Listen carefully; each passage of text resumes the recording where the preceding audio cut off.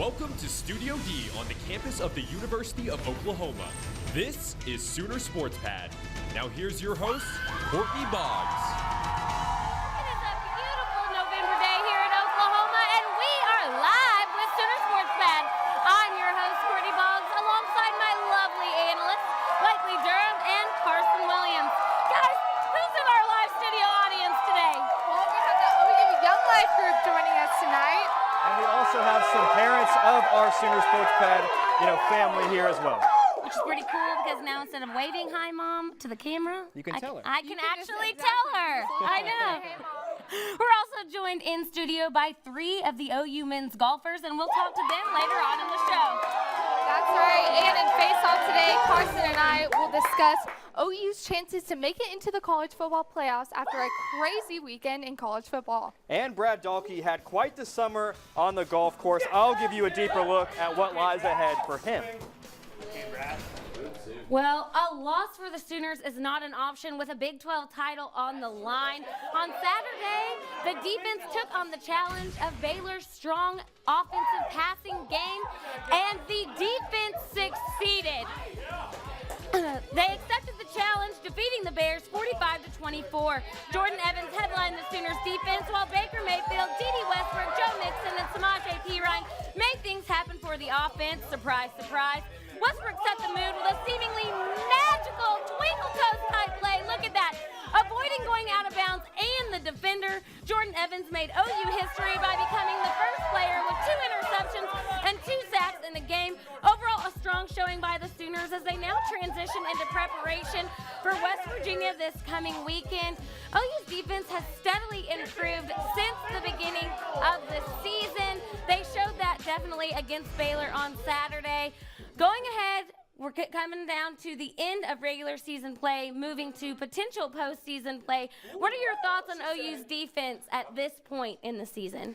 Well, for me, I thought the defense did really, really well on Saturday. They held Baylor to below their season average of points per game, and they won the turnover margin big time, forcing 2 fumbles and 2 interceptions, 1 deep in the red zone to prevent a touchdown.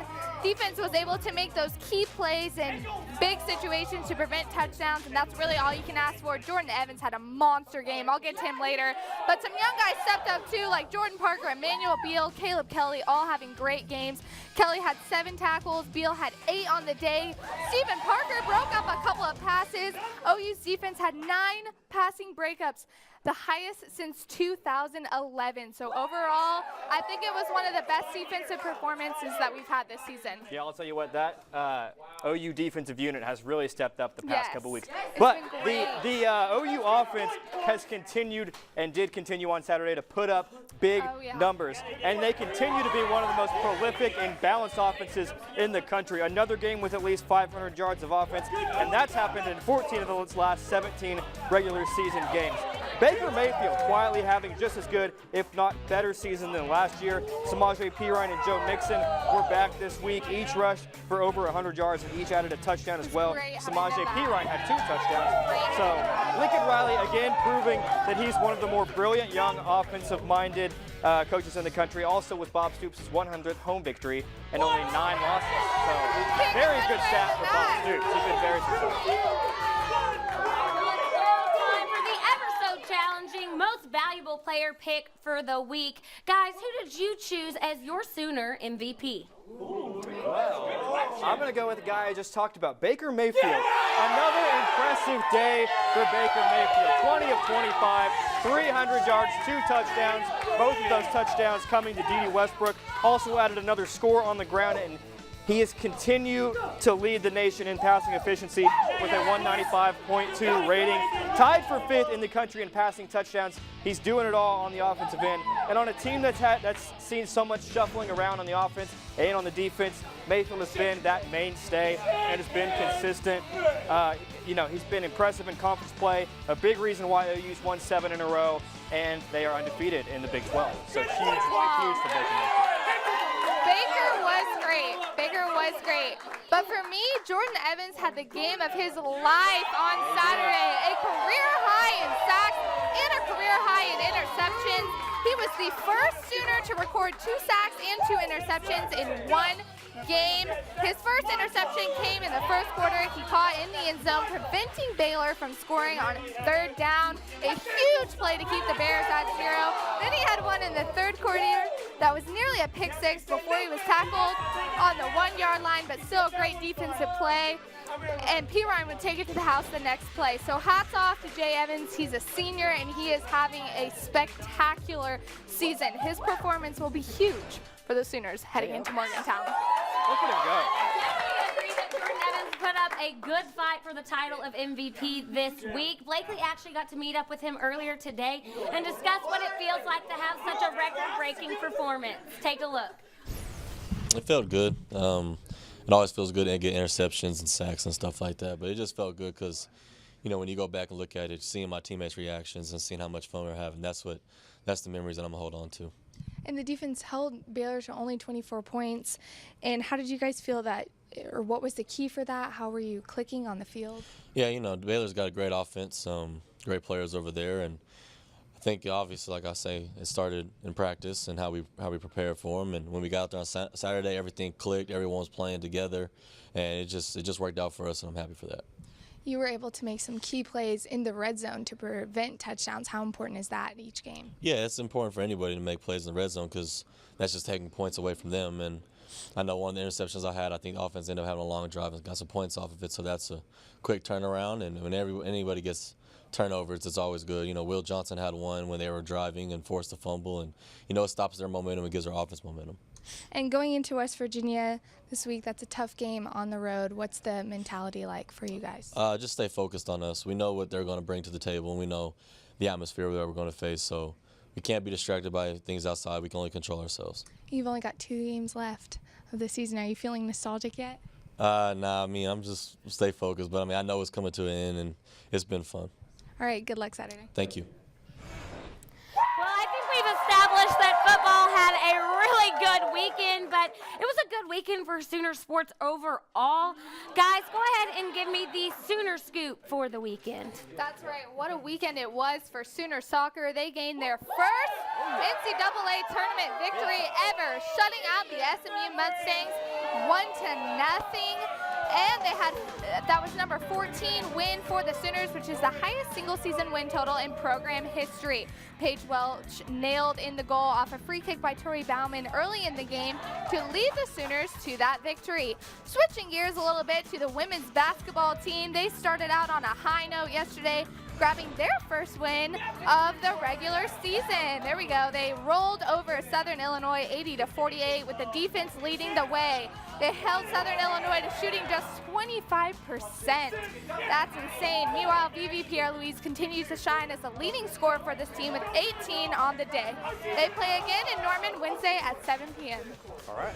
Well, the Oklahoma volleyball team was also home this weekend for 2 matches. Unfortunately, they were unable to take down Iowa State on Wednesday. They lost 3-1, but they did bounce back on Saturday with a 3-0 shutout to Texas Tech to complete the season sweep. They do hit the road this week for a midweek matchup against Kansas State in the Little Apple before coming back home to take on Baylor Saturday night for senior night. And then also switching gears, the men played right after the women yesterday. Fresh off its trip to the Final Four last year, opened up its regular season yesterday against Northwestern State. 3 players scored in double figures, and Kadeem Lattin registered his 3rd career double-double as the Sooners rolled to a 97-61 win.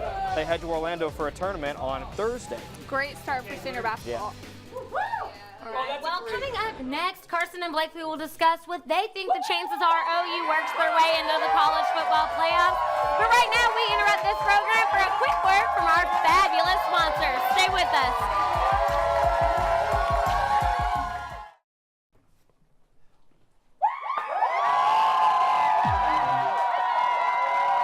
Welcome back to Sooner Sports Pad. It is now time for Face Off.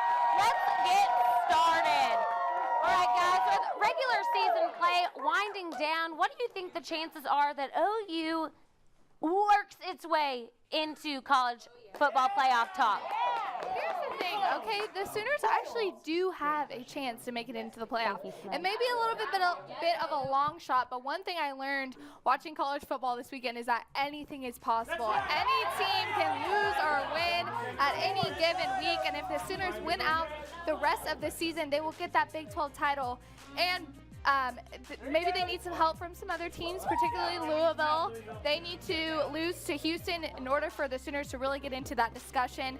But if they were to lose and the Sooners win out, they actually jump up to a 56% chance of making the playoffs. Yeah. So I think the focus has to be right now just winning out and getting that Big 12 title, and we let the chips fall where they may. Let's see how it is. Yeah, I agree with everything you pretty much just said. It's kind of hard to believe that after their 1-2 start that they have a chance to get back into the playoff. But because, they've won 7 in a row, they are now 7-0 in the Big 12. Right. Like I said earlier, they do need Houston to beat Louisville. Yes. They need Washington State to beat Washington, and they need Michigan to win out. And if that happens, I think they have a very good shot at getting back in the playoff. Unbelievable. I know. Fingers crossed.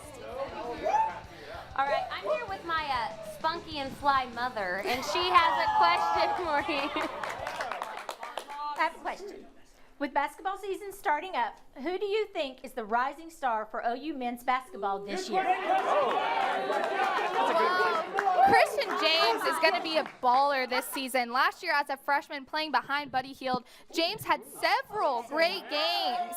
Okay, and he played in the most games that any true freshman ever has for the team. So this year with Buddy Hield and Isaiah Cousins gone, all eyes look to James. He's a fantastic three-point shooter. He had 2 games last year with 4 3-pointers, and I'm betting he has a lot more this year. Yeah. So I think even though he's a sophomore, he's going to be a leader on this team because of his abilities.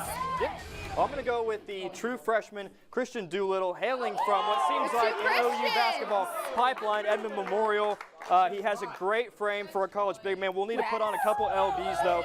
But again, just a freshman. The only freshman to crack the starting lineup and the first to do so since his old high school teammate Jordan Woodard did it his freshman year. So I think he's got huge upside. Absolutely. All right, it's now time for the most contagious part of Face Off, viral videos. Guys, what do you have for us today? Well, a couple weeks ago, I showed the Suns, the cam with the Lion King cam, so I thought I'd show the dance cam this time from the Golden State Warriors, okay?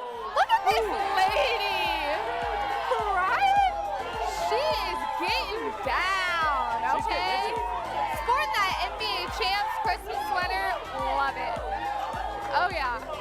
She's got the moves. She's doing it. She's working it. The audience loves it. Look at that.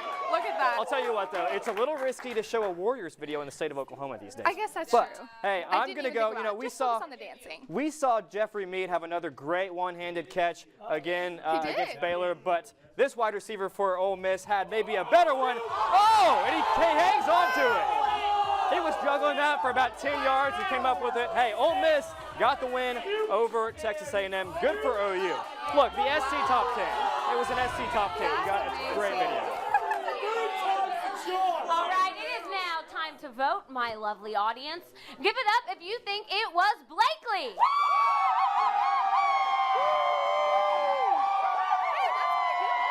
All right. What about Carson?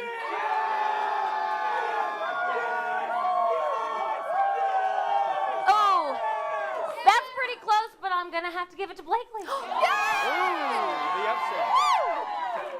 Good job, Blakely. Your streak is now back up and running. That's right.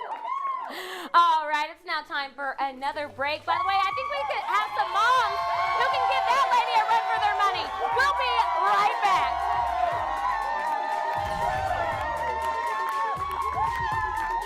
Special thanks to our cornerstone television partners, Chesapeake Energy, Riverwind Resort, Anheuser-Busch, OU Outreach, and OU Medicine. Welcome back to the pad.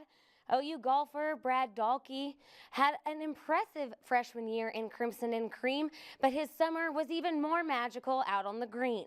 Our own Carson Williams gives us an inside look of what Brad's life is like abroad and what he has to look forward to for the rest of this year. Take a look. I'm Brad Dahlke. I'm 19 years old and I'm from Norman, Oklahoma. Brad Dahlke had Sooner blood in him since the day he was born. His dad, Bill, played and wore number 40 on the 1975 national championship team. His mom, Kay, was on the first women's golf team, and his grandfather was a three-sport star for the Sooners. So it was no surprise Brad came to OU. It is a surprise, though, that the Norman native committed to the Sooners at just 12 years old. I knew I wanted to go to OU since I was a little guy. I grew up in an OU family, and it's the only place I wanted to go. And Coach Hibble took a risk on me, and it worked out pretty well. Dalkey qualified for the U.S. Amateur at Oakland Hills over the summer and coasted through the first 2 days of stroke play and into match play. There, he rattled off 5 straight wins and advanced to the championship match against Australian Curtis Luck. Dalkey played well the first 18 holes as the two were all square, but unfortunately for Dalkey, his luck ran out and he finished runner-up. I didn't play well that second round that day, but it was fun to be able to go and hit some really good shots throughout the day. A lot of people watching, and it was such a fun day. Even though I lost, it was awesome. Despite not claiming the title, the runner-up finish still secured Dalkey a spot in the 2017 Masters at Augusta National and the U.S. Open at Erin Hills in Wisconsin.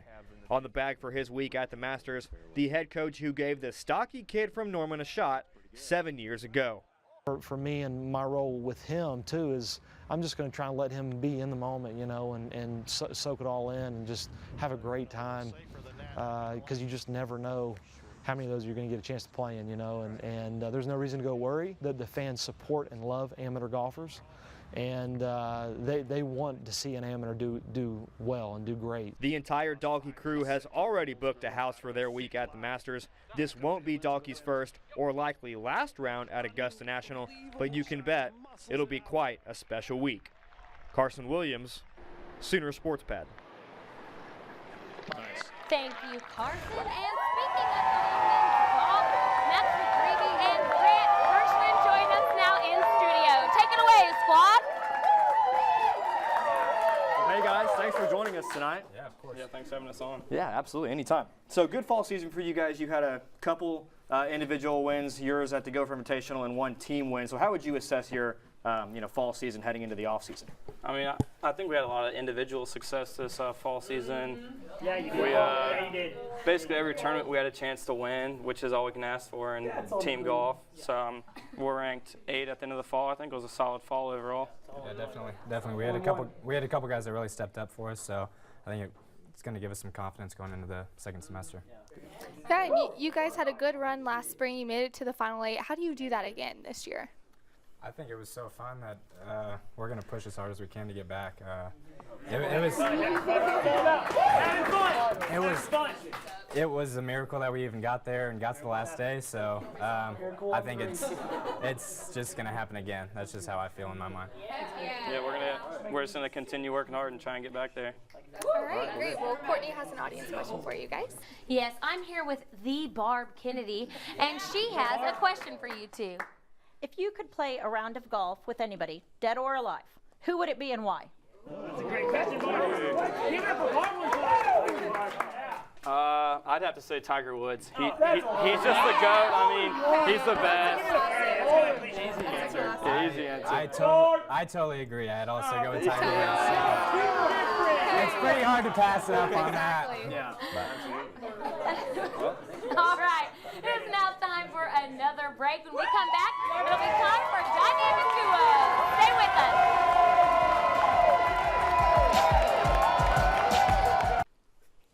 Welcome back to Sooner Sports Pad. It is now time for Dynamic Duo. Okay, guys, I asked Max a series of questions before the show. Now you have to tell me what he answered. Sound good? Sounds good. All right. Question number 1. What is Max's dream course to play on? A, Augusta National, B, the Madison Club, C, Pebble Beach, or D, Oakmont Country Club?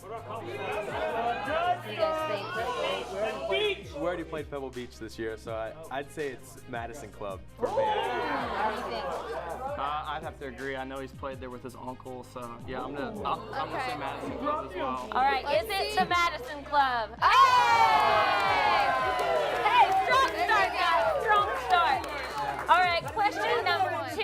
What is Max's favorite golf movie? Is it A, Happy Gilmore, B, Caddyshack, C, Tin Cup, or D, the greatest game ever played? Max and I room together, and we've watched this before on the road. It's the greatest game ever played. Yeah, I agree. Wow, he knew that with confidence. Let's Dun, see dun, it. dun. There we go. Nice. 2 for 2 so far. All right, question number 3.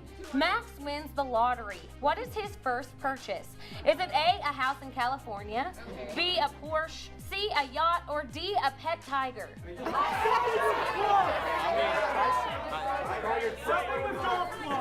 Max loves California. It's like his freaking dream place, so I'm going to go with the house in California.